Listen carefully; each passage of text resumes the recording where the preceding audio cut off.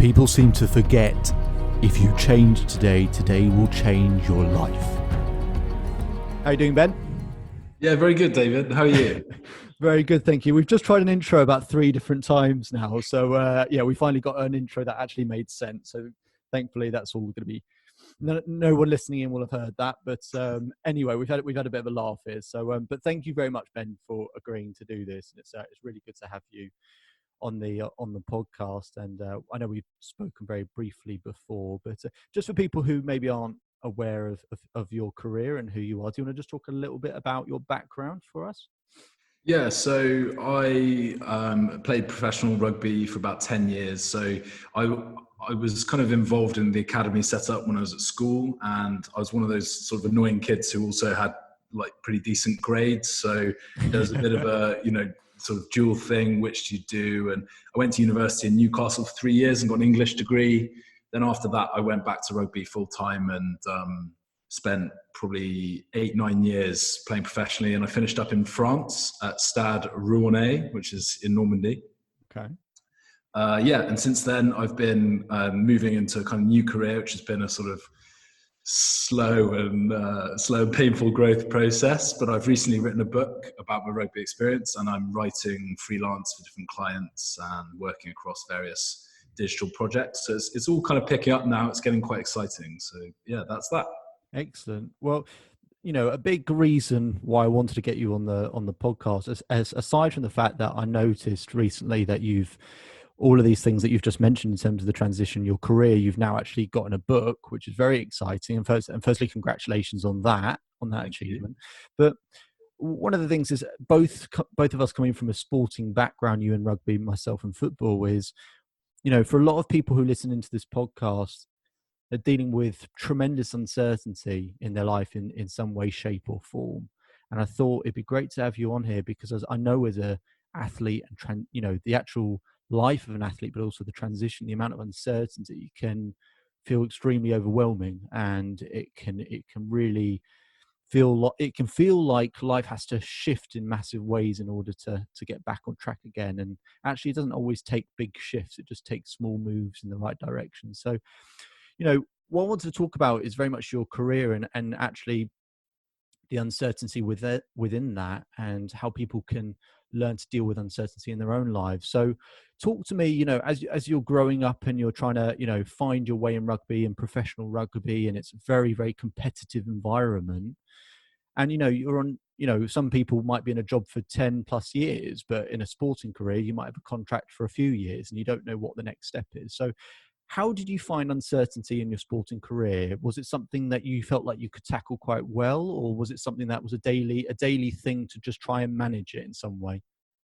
I don't know. I think to begin with, it was all very exciting and it was a lot of fun. So, and it's easy to be like that when it's going well, and you don't have to necessarily think about anything else. And sport's very kind of simple because you turn up and you're told what to wear, you're told where to go. All you do is turn up and sort of do what you're told and try as hard as you can, within limits. And then, and it's kind of simple. And I think the first time I experienced kind of major uncertainty was actually after I left university. I got a contract immediately. So one of my friends, it was the 2008 kind of financial crisis. So I graduated in 2009. And my friends were kind of struggling for work, quite a lot of them, whereas I walked straight into a job. So, right. And a job that I was excited by. So it was very easy for me to begin with. And then 2 years after that, I kind of thought that I was going to be moving on to another team, and that fell through. And because it was quite late in the sort of recruitment cycle, I was sort of sat at home suddenly for a few months, and nothing I did made any difference. So it was the first time I felt a bit adrift and a bit like I was out of control of what I was doing, and that was my first brush with uncertainty, and actually it's really difficult. So and when you say sitting at home and people in between jobs or whatever it might be, and they have those moments at home where they have more time with their thoughts and they start to question themselves and everything else. So what was the kind of when you're at home by yourself? What was the kind of thought process? Presumably you're sort of not maybe questioning yourself. Maybe you wouldn't refer to it as doubts, but you obviously are thinking, what's going to happen next? So what was kind of your thought process whilst you were waiting in between jobs? It was difficult because I like to do things. I like to do them well, and I like to get on with stuff. But I'm not necessarily, particularly when I was younger, maybe not that good at going and finding the things to do, because there'd always been sort of steps that were put in front of me. Yeah. So I don't think I actually dealt with it particularly brilliantly, but right. I found it incredibly frustrating, and I just tried to get different sort of touchstones in my day. So I was obviously trying to keep fit in case an opportunity came up. So that was a sort of pretty easy kind of thing to sort of put into my day. But beyond that, I didn't, maybe I kind of didn't feel like I could get on myself, which was hard. Whereas I think if now, or I think I deal with it quite differently. I'd be on the phone a lot more, and I'd be a lot more kind of outgoing and a bit more experimental in what I tried. Whereas at the time I was very blinkered in terms of how I pursued other opportunities in a way. Yeah.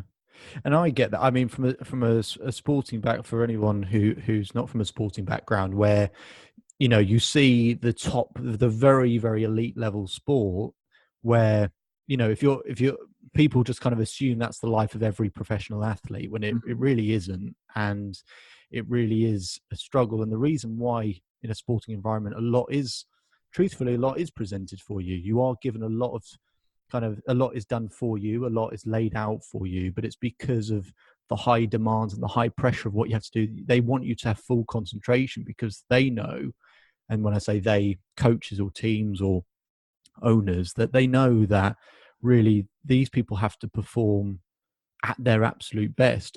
Otherwise you will be shipped, you will be moved, it will be transitioned very, very swiftly.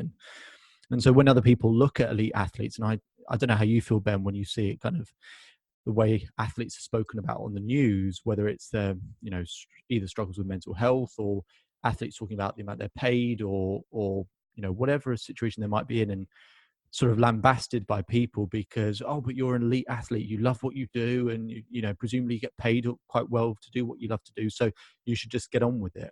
And that's just not the case. It's not that easy for people, and it's there is a lot more challenges in that. How do you feel about how athletes are looked at from the outside rather than being on the inside of it, if that makes sense? How do you feel about it? I think you touched on a little bit of it there, where what people regard as a professional athlete is actually the very tip of the pyramid.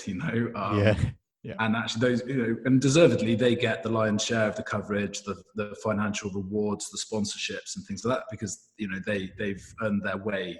They've climbed up there, and often there's some amazing stories like within that. But actually, there aren't many of those jobs. So if you just look at it from sort of numerical, sort of statistical standpoint, I mean, I touch on it a little bit in the book, where in England there's about maybe 500 Premiership rugby contracts, and there are 15 positions. Some people can play 2 or 3 positions, but actually quite a lot of those are specialists. So when you break it down further, there's really only, you could be in the top 50 people in your role in the country, and actually there are kind of loads and loads and loads of players in different divisions, different countries. And so that top end is such a small number of people. And it's the same if you think about Premiership football. there's 11 guys on field. There's really very few numbers of those jobs, whereas actually there are loads and loads of contracts, and football is the kind of most global game. And I think it's also that the globality, the kind of great word, by the way. Just coined one there. The kind of international nature of football is the other thing that people, they know, obviously, that there are guys from all over the world in the team they support. But if anyone gets the chance, I didn't find it particularly, I gave up a little bit before the end, I've got to say, but with the Man City documentary that was on Amazon, and they had Sergio Aguero, who, to everyone's all intents and purposes, is incredibly successful. He gets paid, an absolutely outrageous amount of money a week. But he was living in an apartment in Manchester on his own. He sees his son 1 week a month. He doesn't speak fantastic English, even though he's been here for quite a long time. And I think that's the other thing, is this guy, he's earning all this money, but actually there are other ways in which his life is maybe like a lot less satisfactory than, like just sort of someone who turns up and does a 9 to 5 and goes home. So Yeah. I think it's that element, the slightly more human element, that people, they know it. They know that this guy's from somewhere else, but maybe they don't interrogate like what that means and how that feels. Yeah. No, I totally agree. I think the international point is also extremely relevant in terms of what, even I was sort of referring to kind of people from the outside kind of taking for granted what athletes go through. And I think, for English athletes, they maybe take for granted what an international athlete who wants to come to England, say, for example, football, where this is the top level. So they've done everything they can, and they've managed to somehow, through any adversity or whatever, managed and deservedly got themselves a Premiership contract or whatever. And that's just the start of it. And I think the Aguero example you just gave, which I saw that documentary, is the perfect example of the amount of sacrifices that has to make, where just 90% of people they wouldn't be able to make that kind of sacrifice. But for him to be able to afford that living for his family, and him willing to give that sort of opportunity up for a better future. I mean, there's so many people that they're willing to give up their present for a better future, and not everyone can do that. But I think you're right as well to say, because you give up more than the time you're at training. So yeah, that's the other thing. And if you think, again, the top guys, they get a lot better care. So they might have a chef, they might have their own kind of private medical personnel, they might have their own, physios and massage guys and things like that. But, a lower level of sport, which is certainly what I was involved in, particularly in France, actually don't get that care, but you need to keep yourself in kind of good working order. So you're essentially on duty all the hours that you're not at work. Whereas a lot of people, they get to put their work down and go home. And there are certainly jobs where you don't get to do that, or your job can kind of encroach on your recreational time. But yeah, with sport, you very much are, you're on duty 24/7. It's like you can't necessarily go and have 5 beers, or you can't, yeah. stay out all night. And those are things you might not want to do anyway, but they're certainly considerations that maybe people don't quite understand the ramifications of. Uh-huh. So you touched on it very briefly there. So you mentioned your time in France. So talk a little bit about that, because not everyone can make that move. But just what was the lead up to it? How did you know there was interest, or from France, or how did you know that actually there's an opportunity? Maybe I'll try my hand in France. Maybe I need a new challenge. Yeah. So talk about that, and then actually how you balance that with your personal life as well. Yeah, so after this kind of previous period of uncertainty that we touched on earlier, I played in Australia for I was over there for about, I don't know, 10 months maybe, and I had a great time, and I'd have happily stayed there another year, but I got a good offer to come back to the UK, and I played the year here. It went fine, but not spectacularly, and I was kind of thinking, do I do I knock this on the head? Do I go part-time? Do I, use the rugby to go somewhere else? And I'd always fancied the idea of going to France. I thought that, the kind of rugby culture there is incredible. It's a bit more old school, but it's incredibly well sort of supported and followed. And very randomly, an English coach I knew got a job out there at a project team. So that, like a club, Rouen is in the north of France, which isn't the sort of traditional rugby area, which is the south. And he basically phoned up a few of us and was like, well, what do you reckon? And I was like, well, I've always wanted to go there. Maybe this isn't quite how I thought it would happen, but here's an offer. So it's like, right, I'll do it. And I had about a week to kind of think about it and weigh my options up. And then I was like, well, no, I'll just go. So I ended up going, and I loved it. Good. And then once you're out there, I mean, in terms of a settling in period, like you want a certain amount of time to settle in. The club want you to hit the ground running, absolutely, and like just be absolutely fine with everything, presumably. So, what was the settling time in? What was that like for you? Was it quite easy? Was it easy? It it wasn't. I wouldn't say it was easy, but I'd say everyone was very nice, very friendly, and we were really motivated to learn French. And we kind of had a soft landing, and we had an English coach. There were 5 English guys there, and 2 of them spoke really, really good French. Okay. So the other 3 of us, we had lessons once a week, and we ended up managing to convince the guy who to give us another one. So we had 2 lessons a week.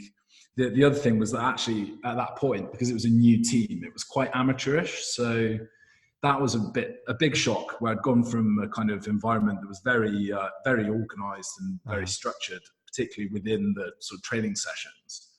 And we went into this environment where that was all very new to them. So it wasn't only that we couldn't speak, it was also that the actual rugby was quite different to what we used to as well. But yeah, it was, I think you need to kind of relax in those situations, because a lot of people go over there and they immediately think like, oh, this isn't what I'm used to. And they start kind of railing against it. Whereas you need to almost like, get over your own feelings a little bit, take a step back, be a bit more of an observer, and then kind of relax into it. And then you can maybe kind of start to influence that environment a bit later on. But yeah, there's so many people who go there and try and impose themselves on it, and it's just a recipe for disaster, I think. Yeah, you used the word influence is a word I very commonly use, and I think it's such an important word to use in so many different contexts. For example, relationships. There's so many people who are looking for certainty, and really more than certainty, they're looking for control. And in relationships, control doesn't exist. You can influence a relationship, you can't control it. There's no control there. Exactly what you said just then. In a sporting environment, those athletes who look to grab a hold of, yes, you want to be confident, yes, you want to feel like you can take charge of a situation, but you're always influencing. And anytime, for me as an athlete, but also for people I speak to, whenever someone's trying to then control the situation, in other words, that basically means that to make sure it happens the way they want it to happen, when you try and control it, that's when problems start to arise, because there's no sense of control ever in a sporting environment. And but the real thing one needs to do is purely accept where they are, not kind of bullshit yourself in terms of actually, I'm the shit, or I think I'm this, or I think I'm that. Just accept, like, okay, I'm here, this is a new thing. And I think the way you described it, just be an observer for a while and accept where you are. And if you can be very clear as to where you currently are, then you can easily draw out what the next step is. You can say, if I'm here, if I'm here, then step 1 must be this then, and then step 2 must be this. So I think that's a very rational way of thinking in terms of how you spoke about that. What about the other English guys? How did they cope with it? They were actually pretty similar, to be fair. I mean, the 2 guys who spoke French, they had a lot of experience of playing rugby in France, so they were kind of okay. And the other 2 were in the same boat as me, really. So we kind of, we managed to sort of keep a relatively level head. My flatmate actually he was the playmaker of the team. So for him, he actually did need to have a sort of level of control. So for him, it was a little bit more fraught, I think. But he definitely, because he performed, it made that easier for him to influence, because he could back it up. Whereas, if you kind of turn up and run your mouth off, and then you don't back it up, you make yourself very unpopular. But I think just to go back to that a little bit, was what strikes me when you see good captains in sport, they never seem to get carried away either way. They don't get too carried away with a win, and they don't get too carried away with a defeat. They keep relatively calm throughout. And I think when you see in rugby, you're talking about Richie McCaw or those sorts of people who are sort of serial winners, and they never really seemed too emotional when they were performing in that environment, which I always found fascinating. Yeah, that's a really good point. And I've got a story exactly on that. When I was about 16 playing rugby, and we were told, this team we were playing, what school was it? It was St. George's. that they had a really top player at the time, and we'd never really been told of, warned in advance that a school had an exceptional player. And I thought we play against exceptional players all the time. Like, why would we be particularly warned? They hadn't lost a game all year, this school, and they'd just been battering everyone by about 40, 50 points. And so we basically prepped for this game for about 3 weeks, which was really strange because we had games in the meantime as well. And yet we were prepping beyond those games for this particular game. And no one really understood what on earth was going on. And so we had basically a game plan for this particular individual. And I remember playing in this game. I played scrum half as a rugby player. And I remember I think we went 2 tries up at the beginning of the game, and we were just absolutely buzzing because this thing had been built up bigger than it actually was. This was purely a school rugby match, and this had been built up like it was some sort of like World Cup final in our eyes. So people like after 10 minutes, like going absolutely crazy. And we knew who this individual was in terms of we got pointed out who it was in the team, and he looked exactly what you said. He looked like he couldn't care less, and we were sort of thinking, why? But they haven't lost all year. They're 2 tries down after 10 minutes, and they don't really care. All of a sudden, this guy, he basically gets tackled by 2 of our centres, and in the middle of this tackle, he gets his arms free, and he throws a pass out the back of his hand. Maybe I exaggerate this over time, about 30 yards to the winger, not just to him, but in front of him, where he scores in the corner. And this is the most ridiculous piece of skill I've ever seen. They then score about 6 tries. They win the game really easily. It turns out that guy was Owen Farrell. And so, but exactly what you said, I saw him play a few times growing up at sort of county trials and various other things. And whilst everyone, in certain pressure situations, I remember it so clear. Exactly, I've never really thought about it, but it's absolutely true based on what you've just said.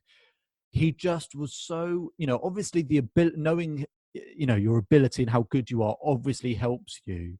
But you could see from an early age that he just had that thing where nothing mattered. You see, for anyone who doesn't know who Owen Farrell is, plays fly half or centre for England now. Exceptional player, one of the best in his position. And you'd see him now, and he's one of those players that, he can get sort of aggressive and everything else, but actually in terms of his temperament in a game, in terms of managing situations and pressure, you would say he is up there most of the time and being very good in those situations. And exactly that's what interesting you you say that, because for England, I think he's the captain, obviously, and I think that in his club team, I'd say he is like that. But I'd say at England, where he has this leadership thing, you see that he doesn't always manage to keep that kind of that same level of calm that he does elsewhere. So it's interesting you bring him up, because I think, in terms of his belief in his own ability, I think it's absolutely justified and incredible. Yeah. But as a leader, I don't know. He's got a way to go, I think, but he's still quite a young guy. He's only about 27 or something like that. Well, it's amazing how early he got made captain, really, isn't it? Exactly. And England have struggled. To be honest, England have struggled really, probably for a captain or an experienced captain for a long time. Yeah, that's true. But no, watching the World Cup back, I think there are moments where you're looking for, especially in a World Cup or a World Cup final, where not everyone's been to a World Cup final before, but someone in those situations where you look at them and you feel like they've been in this situation before, even if they have not been in that game before. Yeah, they've been in that situation. And I take what you mean with him. Sometimes you sort of feel like he's kind of learning on the job a bit, and sometimes I mean, he gets in the World Cup the amount of cheap shots he got as well, but you also know why the other team give him cheap shots is because they know he's a bit of a hothead, and everyone's out to rile him. Exactly. So it is interesting, but it's interesting as well. You say I can't remember the exact thing, but I mean definitely the case with McCaw. But there's quite often people that win the World Cup have kind of lost one previously. So yes, that is true. It's and you're right, because they understand how it feels to be in that pressure situation, and you don't know how you're going to do until you get there. So actually to have any experience of it is quite an incredible advantage. It's a shame it doesn't. It didn't work for Eddie. Hasn't worked for Eddie Jones as of yet. But hopefully he'll get it right one day, won't he? But no, I definitely take your point. And when Ben, when you look at elite rugby players now, I mean, when I look at them, even say 10 years ago, one in terms of physical specimen, but everything else, that the speed at which rugby has grown. I mean, when you look at those players, what's the right way of asking this question? How It's hard for people to know what the kind of gap in quality is between professional rugby players and, say, those absolutely elite players. When you look at them from your point of view, how far away does that kind of level of elite rugby player feel to you? Does it feel like actually that, they just had that little bit extra? Do you feel like it's just a mindset thing, or are they just like in a different stratosphere altogether? That's really interesting. I think when you play and you come across these other guys, I think with some of them you think, oh, actually, you're not necessarily much better, or Yeah. there's a sort of, to an extent, there are a lot of players who, given kind of equal opportunity, could maybe do the same thing. And then I think there is a band of player, and that could be because of their physical attributes. It could be because their skill level, people like Farrell or George Ford, or it could be that they've got both. Yeah. And there is a sort of band of player who you do see them and you think, that's beyond me. And that's fair enough as well. Well, that was the end of my rugby. We're knowing Farrell through that pass at the back of his hand. That he basically retired me there and then. I was like, no, that's not me. Yeah. I think sometimes, and you do need to respect that these people. There are some people who are just better, and I think particularly as you keep playing, as your sort of athletic career continues, you're like, there's a point where realism has to sort of join in. So you've got to respect that some people are just they are better, and that's fine. You mentioned in that opportunity, and whilst I'm not a massive I wouldn't say I don't believe in luck, but I do feel like people have the opportunity to leverage as many things as possible so that it tips more in their favor. Having said that, I know in a sporting environment, success is when opportunity meets preparation, essentially. Yeah. And so for you, you mentioned people given the same opportunity would, some people would be able to step up more. Do you feel like you were given a fair opportunity through your career? Do you feel like do you feel like at some points, maybe it's from a kind of a team standpoint in terms of coaches looked at you more or less favorably, maybe it's certain teams, did rate you or didn't rate you? That's how I sometimes felt. I don't know how on earth your world necessarily looked, but do you feel like you always got a fair crack at the whip? I think there's a bit of both in that. I think there were sort of sliding doors moments where maybe it got hurt, or maybe I made a bad decision. I think sometimes there are things where you're like, well, maybe if I'd done that instead, then that would have figured out. But I think it's every single sports person would have these moments, and it's sort of a bit. It's a bit silly to kind of beat yourself up over them, and it's maybe only in hindsight where you can maybe learn something rather than give it the big what if all the time. Sure. I'm just trying to think of some sort of specifics. There was one time where I was going to get picked for a kind of England youth, representative team, and I tore my hamstring 2 days before the guy called me up. So I was like, oh, that was a bit gutting. But I think a bit like you're saying in terms of opportunity, that there are opportunities that can come your way that are nothing to do with you. But I think what I wasn't good at was maybe manufacturing those opportunities for myself and being a bit more outgoing and a bit, having a bit more of my own personal outreach. And I've got a friend from school who's an actress, and me and her, we've talked about it before, where actually it's quite similar to sport. Definitely, yeah. You almost need to kind of foster relationships with other people, so when they get an opportunity, they think of you. So like for a sports coach, read a director, or that sort of thing.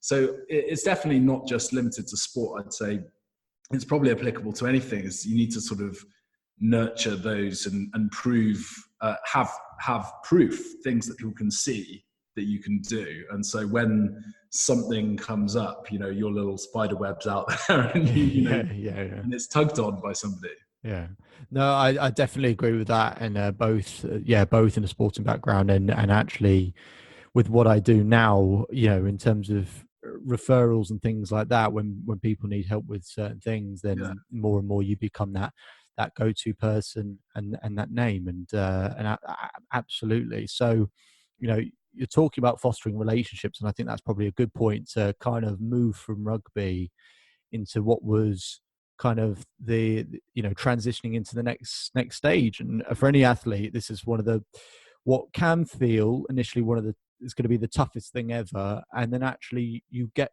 the opportunity to experience the sides of life that you didn't whilst you're an athlete.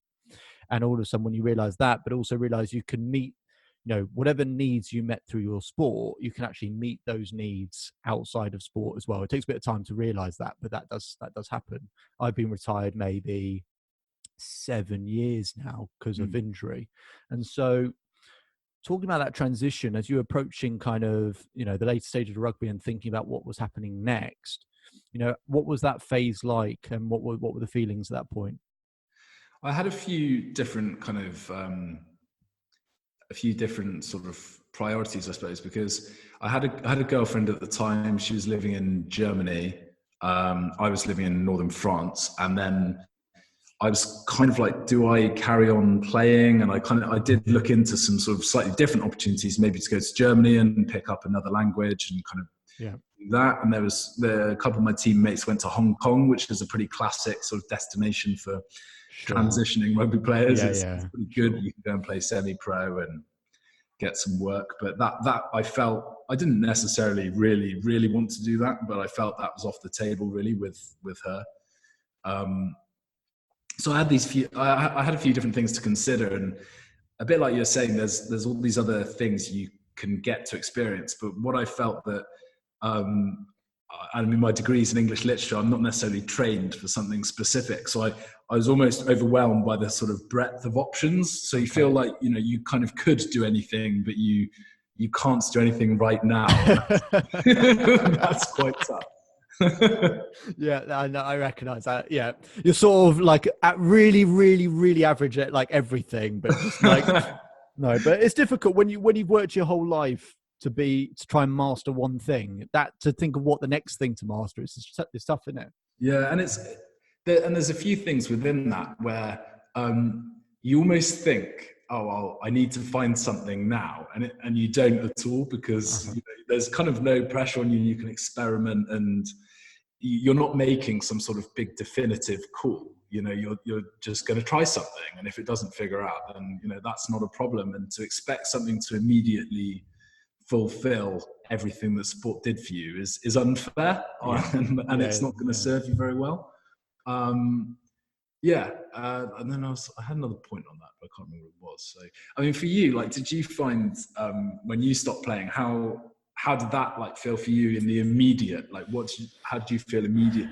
It was a strange one, because I basically had an injury, sort of a chronic injury, which had basically meant for 2 or 3 years I'd miss a few months of the season. I'd got to the point a number of years back where I'd seen maybe 4 or 5 specialists every year who basically said, you know, with what you have, when it comes to footballers, 90% of footballers, when they retire because of an injury, it's because of this injury. Okay. And so they were basically hinting at, look, this isn't really going anywhere. Luckily, what I did was I thought, actually, what I'll do, I'll stop speaking to the people who tell me I can't do it, and I'll go and find someone who might actually feel like they can fix this. So luckily I had a good personal trainer who managed to help it, but I kind of knew where I stood, and that probably had a time limit. So you referred to something else in terms of kind of almost a softer approach. I sort of had a softer approach to it, but I still definitely had aspirations and knew I could play at a higher level. And so it was a strange combination of circumstances between injury, a change in sort of personal circumstances, which made things quite difficult to balance football with, and then weighing up actually when you're playing with players who approaching 40 and maybe in their own words are hanging on because they're so scared of what's next. Yeah. And so I was looking at that sort of into my future and thinking, do I want to commit to something where I'm not, I'm nowhere near the top of the food chain in terms of football, had the realism that I knew I wasn't going to be that. And, am I willing to kind of afford a lifestyle where it's gonna, it's not gonna be perfect between injury and everything else. And it was starting to really weigh on me. It ended all quite abruptly, and so whilst there was a softer approach, actually the moment I stopped was a very abrupt moment, Yeah. and part of that was sort of my own decision, part of that was out of my control. And so at that particular, so whilst the softer approach helped, the abrupt moment, I would say for 2 or 3 months, I'd lined up another job in a corporate environment, and having never worked in a corporate environment, had no idea what that would look like in terms of the time schedule, in terms of being sat in an office, whereas as an athlete, you're traveling, you're doing this, you're doing that, you're constantly socializing when you're not playing football, basically. And it was mad. It was complete. It was so out of my comfort zone. And to sort of prove the point on that, when I left my sort of first corporate team about a year later to go to join a different team, one of my manager's manager basically said, "It was so sad to see you leave. Like, you're so friendly, you're so approachable, so confident." Which is complete contrast to when we first met you, where for 3 months you were so quiet, you sort of really didn't know, really felt like you didn't want to be here. And she said, I couldn't remember your name. I kept calling you like John or John or Simon to other people. So even part of it was sort of through kind of some more traumatic stuff that was going on behind the scenes, but I was just sort of very much not myself, and so out of your comfort zone. This kind of the meaning I took from that kind of long ramble I just gave you was, when there's no net, when there's nothing, there's not like a fallback option or anything like that, when you kind of, it's not just something you want to do, it's now something you have to do. You have to work this out, you have to sort it. Actually, from that place you can do some pretty amazing things. And for whatever reason, I'd got into writing a book, which a few years later got published, and that's the sort of thing where that would have never happened if those series of events happened in that way. So it was very strange, very traumatic, but I don't look back at it in pain, or I don't look back at it in terms of thinking this is a terrible thing. And also any other difficult circumstances that I ever have, I always think you never have to be happy that it happened, but if you can find some sort of empowering meaning from it, what are you supposed to take from this? It actually creates a level of excitement in terms of, what am I going to get out of this? Yeah. And that was the thing for me, really. And so it was strange. It was very, very, very strange, but eventually you kind of phase into something else. And I don't know about you, you kind of just end up, you create these opportunities, but you kind of fall into something. I don't know if that's how you felt it, but you kind of just find a natural progression. You find something you're kind of interested in, and then the momentum starts building, and you kind of just go down that road and see where that road takes you. Is that, you've only been retired a few years now. How does that feel for you? I think just to, like, the last year I was in France was, for reasons outlined in the book, was kind of fraught because there wasn't a unifying goal for the team, and the reasons we were there, we were supposed to get the team promoted. We couldn't actually do that year, and that year became quite difficult because we're being paid late and all these different things. And actually, the environment was making me increasingly unhappy. And a bit like you said, I was kind of a little bit withdrawn. I was a lot less patient. I was kind of angry. And at the end, similarly to what you said, I could see guys who had played till they were 35 or, older even, and then they were going to have to confront this kind of big problem. And I knew that I wasn't going to become a great, I turned 30 that year, and I was like, well, I'm kind of getting towards the back end of a career now. And I was like, I don't want to cling in there and do something kind of that's not going to improve. So I kind of made the team didn't want me to hang around anyway, but I mean, I made a kind of positive decision for myself to be like, right, I'm going to get myself out of here, and I'll figure it out. And I remember driving home with all my stuff back to England, and I just felt, when I got nearby, I felt this incredible sense of relief, because I'd made a good decision to get out of there. And then, this next journey, like you said, where that was something sort of separate, where that's got its own kind of difficulties. But actually, you're right. Like I was like, well, I can try this for a couple of months and see what I learned from that. And then I'll go, and I did sort of things I'd have never have done previously, went to kind of meet up events and things like that with people I'd never met, and sort of reached out to people I didn't know. And I used the whole thing as a kind of, right, what are you kind of bad at? And just try and do those things and get over yourself a little bit. Interesting. Okay. Yeah, I think that's something that I'd not previously been maybe that proactive or that kind of objective about myself. I don't think I'd managed that before. So I like to think now there are definitely things that are scary when you don't know how to do them. But then a bit like you said, when you're backed into a corner, you usually manage to figure something out. And the other thing, and to take it back to sport, which it can be a bit reductive to always talk about sport, but it's so revealing with certain things. It's like by getting a kind of sports deal, you've done something difficult once. So, why wouldn't you be able to do something else that was difficult?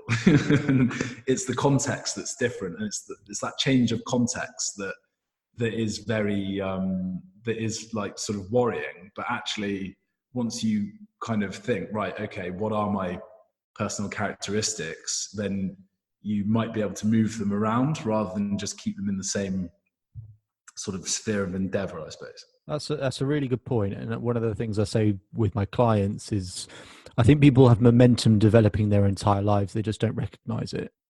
We're so, the way the brain is wired, we're so geared to finding out what's wrong or the dangers, or because our brain's designed to help us survive, not make us happy. Yeah. And so, but we all have these things where if we actually took stock of, and I've got to the point where I'm sad enough where I have a list on my phone where, every day I might write down something that I've achieved or done or whatever, so that, some people, they can, that moment where they actually accomplish something where it's like, wow, that's actually something I've done. Whereas, 5-6 years later, they would never remember or acknowledge that thing. And it's great that someone, for example, exactly what you're saying is you can look back on something and use that as your reference point in terms of that's the standard I can set for myself. That's what I'm capable of and everything else. And I think that's really important for more people to do, especially people listening, is what have you already done that actually means that you're more than capable of, going where you want to go. I'm sure that people listening have conquered some things that you and I, will have both in our personal lives and work context, had to conquer some really tough stuff. And there'll be other people listening who may well have gone through, 10 times worse or whatever. And because they've gone through that, actually, rather than say, oh, my life has got to go, go downhill from here, is actually the fact that you just simply get through that is a fantastic reference point of what else you're capable of. So I think that's a fantastic point. And so what I wanted to touch on, moving on to that kind of transition period, was for me, but we were just talking before this, was me personally, that transition from a kind of sporting background where, the world is, it feels like the world is put in place for you to a certain extent. And when I say the world, I don't want to oversimplify it. What I mean by that is, your day-to-day structure for your life is kind of, you're told, let's go in this straight line. You just need to go in this straight line. And this is how you're going to get the best out of yourself. And you have all these people around you to support you through all the pressures. And you have a pool of people around you who you can bond with because they're going through exactly the same things, both in terms of sporting, but their thought process, but how they feel. You're all going through this thing together. So you have this constant support network, and then sport ends and that's gone. And so that can feel like a very lonely time for people. And whether it's in a sporting environment or anything else, so many of us can go through a period where all of a sudden the structures around us or the networks of people around us change, and all of a sudden you feel more isolated than usual. And so, Ben, just in terms of how that transition felt, and you've spoken a little bit about it, how you became really proactive to just, do meetups and all of these other things. And I've done meetups, and that it can feel like a really strange thing to do, but it's a great thing to put yourself out there. Absolutely. And you have to explore and meet these new people. So you've told us in terms of the kind of the physical actions you've done, which are great, that people can also adopt. But how did you feel more isolated? And if so, how did that isolation feel? Was that quite daunting, or how did that all feel? I think that's definitely the big challenge. You're exactly right. When you walk in the morning to your sports team, depending on your popularity in the group, obviously. Yeah, sure. But it really is. And you do get mugged off in a sporting environment as well, plenty of times. So it's not all. Trust me, anyone listening. By the way, it is not all sunshine and rainbows. But yeah, it's kind of, it is a bit high fives all round. sure. Jokes, and like you said, even between when you're doing something boring like sitting on a bus, you're still sat there with a load of your mates, and yeah, that's definitely one of the big challenges is the isolation when you're not doing that. And I think the way I work now, I mean, I kind of work on my own, and I'm part of different groups where we work remotely. So it's easy to spend the whole day and not kind of Same, yeah. somebody else. It's definitely made me a little bit better at reaching out to I obviously had all my friends and my university and school friends in particular, who are they've largely been back in England. So while I was in France, they were people I kept up with, but I didn't necessarily see them that often. So it's been great. I've been able to spend a bit more time and give them a bit more of my energy, I suppose, which has been great, and it's kind of brought us closer together, and they've all been a great help. So they were really, really good. And my family have been able to be around for a lot more of the kind of touch points in everyone's lives. So if people are getting married, or your parents' 60th and things like that, things I've been able to be about for, which I wasn't able to be previously. So I've kind of leaned on those relationships a bit, but there's definitely still in terms of the day-to-day work environment, that's the big miss. It's not necessarily that you're playing sport, it's that you walk in. I totally agree with that. And not to make all of this sound more what's the right word, worse than it is. It's tough and it's challenging, but it's one of those challenges that you can learn to come. There are much harder things in life and everything else. But for many people, that kind of isolation or feeling of loneliness is really tough. And one of my favorite film quotes is, "The world is full of lonely people waiting for someone to make the first move." And exactly what you said, and absolutely the same with me. When with my own business is, you have people that you consult and do this and do that, but there are stretches or opportunities or whatever where people think if you have your own thing or your own business or whatever, from the outside, people go, "Oh, I'd love to have my own thing that I'm passionate about and do my own thing." But with those benefits comes like a whole different environment where actually it's, this is your mission and it's your passion, but sometimes there are points and periods where you're doing that alone. And so sometimes that can be challenging. And exactly what you said, which is that extent where you kind of got to the point where, because you had more free time, that also opened up the opportunity for you to reach out to more people and help those relationships with different people flourish again.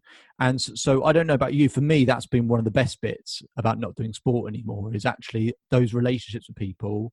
Yes, you don't have that kind of thing where you're forced together with a load of people who do the same thing and you get on with them, but maybe the people closest to you, those relationships flourish even more. So I don't know if you found that in the few years, whether some of your closest people, those relationships have grown even more, if that's been the case. I think that's definitely been the case. There was a period where I worked a little bit with a career coach who was really helpful. That was kind of relatively soon after I came back from France, maybe a few months, 3 or 4 months afterwards. And that was a bit of a test, because that was something unusual for me, and it was kind of made me feel quite vulnerable. But actually, my confidence grew throughout that. And there was a point where I asked her, I was like, "Oh, have you got anything in terms of being able to approach my friends and get me to sort of ask them and some questions about me?" So it was quite difficult, because it was a sort of self-examination thing from my actual mates. But it was really good. And it was what's interesting was where they where they agreed and where they didn't necessarily agree. But it's helped us be a lot more upfront, with my sort of close male friends in particular, be a lot more upfront if we're feeling a certain way about something, and it makes us a bit less, more able to kind of discuss things that previously we might have kind of brushed over, I suppose. Yeah. I think that's a great. I've got some of my friends. I really need to maybe think about what they might say if I ever ask them for some analysis, but that would be terrifying. But no, in all seriousness, absolutely. I think as you get older, I think self-reflection is an important thing. It's important not to overanalyze, of course, but it's important to know how you're seen. But again, it's that whole thing of accepting where you are so that you can know what the next step is. And I'm glad the career coaching thing was useful for you. I think it is helpful to I have people who kind of maverick. I know people or have worked with people who are mavericks, and they very much want to say that they've done it all by themselves. And I remember a number of years back someone saying to me, what are the things you've achieved? What have you done in your life? And I listed these things off, and I was a bit sort of maverick in terms of, this was me, like I did this, like I would accept all my failures, but I would say, if I'm going to accept all my failures, then I want to accept some credit for the success as well. But someone pointed out to me, I listed off all these things, and they said, okay, so in all these stories, you clearly didn't do one of these things by yourself. Now, I wasn't, and in no way did I talk about this stuff arrogantly or anything like that. I also probably listed off about 10 times more failures in my life than successes, as we all do. But they had a very good point. In not one of those things that I actually managed to do or accomplish that thing on my own, and being able to consult with someone and have someone at your side, or someone that you can act as a team with, or get that analysis from is so important to seeing the bigger picture. Because, and if it's some people, it needs to be a market research thing, and so many people, we think we understand the world, but we only obviously understand the world through our own eyes, and we all know that intellectually, but actually in action and in practice, that's not necessarily how we always live all of the time. And it is helpful to have people around us who that you can trust, and that yes, they might mug you off and whatever else, but also once you get through all of that crap and that barrier, exactly what you said, which is great to hear, which is that it fosters more meaningful conversations, and that obviously builds closer and closer ties. So I'm really glad to hear that's happened with you, Ben. And so, the kind of just the last bits I wanted to touch on in this conversation is, you obviously had the interest and the passion. I know what it's like to write a book, and I know how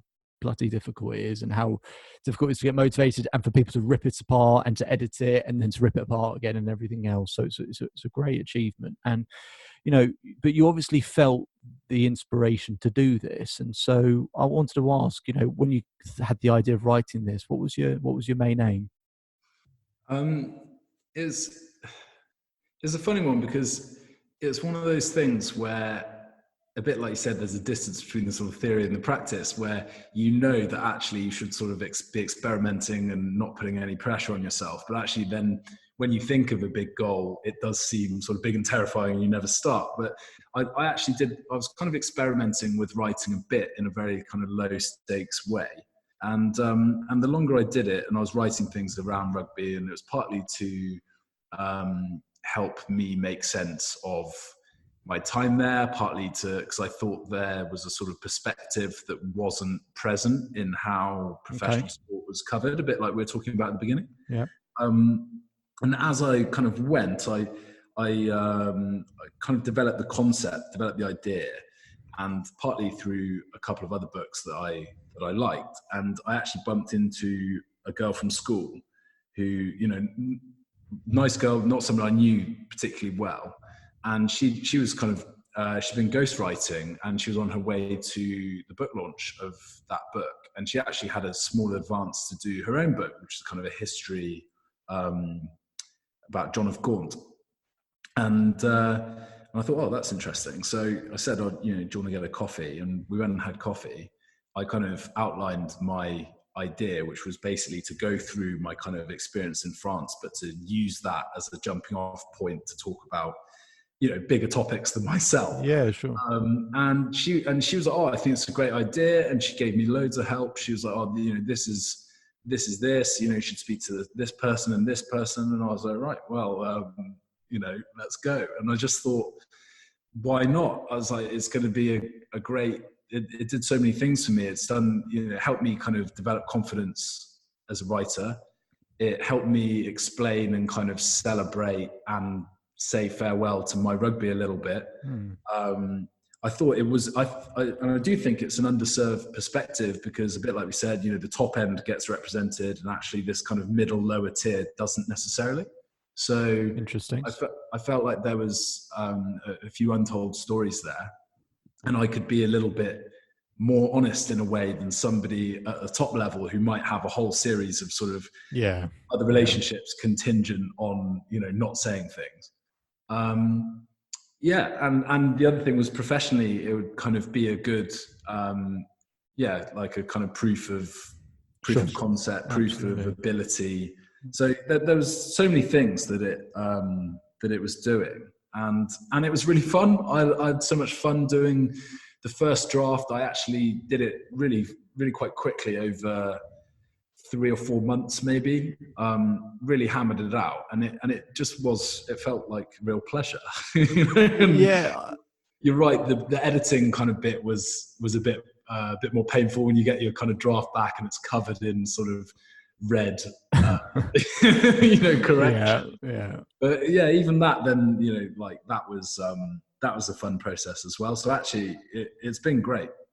And that's I can relate to a lot of that, actually. I think I started writing that going through a tough period off the back of what I was going to do. And actually, funnily enough, I basically wrote it off the back of retiring from football. So I don't know why there's some sort of connection there, but not that my book's is on a similar topic to yours. But yeah, I found it quite cathartic, and I found it just a routine thing, which allowed you to kind of, and I write down lots of stuff, and I really got the inspiration from writing that book, where obviously, you're typing it, but actually getting it all down on paper, and getting out of your head is such an amazing thing to do. And people listening, whatever it is in terms of writing down things that you're grateful for, or anything else, or if you're thinking of going as far as writing a book, or just even writing a blog, or getting some ideas down, or whatever, to get them out of your head onto a piece of paper and actually seeing them on a piece of paper. People don't pay for people don't pay for what you understand. They pay for when they feel understood. And so if you've been in a position and someone else who's in the same position reads your thing, and you get them because you've been in the same position, people will really, really value what you do, whatever it is that whatever knowledge or content or anything you have, even if it's super niche and you think no one else cares about it, or I was going to name something, but I don't want to offend, a particular interest or topic and say that's boring or anything like that, so I won't do it. But whatever it is, there will be people who who want help in that area. Absolutely. And you've obviously found that. And, that transition in sport is, you'll know, because I'm sure you'll have consulted, but also spoken to lots of people. It's such a massive thing. It's, in the whole mental health space as well, such a massive, massive thing, a real achievement to be able to do that. And I think you're right. It's when you feel sort of one removed, in terms of you give yourself and feel like you have the freedom and license to say what you really think. What you really think is actually what everyone else is really thinking, and it's not kind of edited in terms of a censorship or anything like that to protect some sort of brand or whatever. So that's a really, really amazing thing. And so, if people are listening and interested, and they want to know more about how to deal with transition uncertainty, and presumably, some people in a sporting context, but I'm sure it's going to help plenty of people outside of that space, or people who just want to, they want to see the inside of what a professional athlete goes through. Where can people get your book? It's on Amazon, so there's Kindle and print versions. It's called Fringes: Life on the Edge of Professional Rugby. And yeah, go and get it. Tell me what you think. I'd be interested to hear.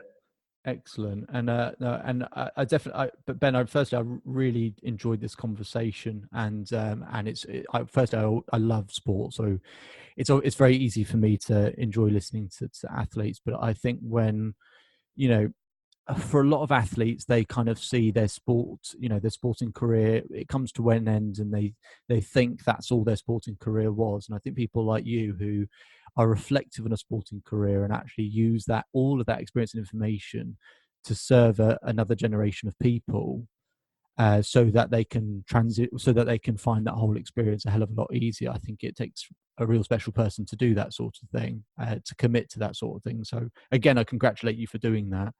And look, I wish you all the best going forward. But yeah, a really great conversation. And I guess the last thing I wanted to ask is, what do you think's next for you?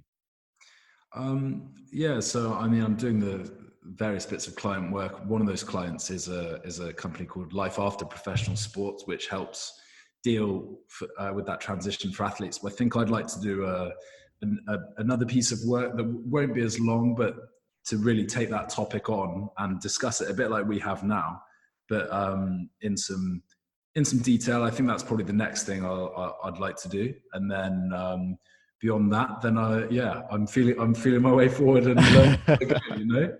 Just like everyone else. Excellent. Yeah. All right. Well, Ben, thank you very much, and I wish you all the best going forward. But thank you very much for your time. Thanks for having me. Thank you.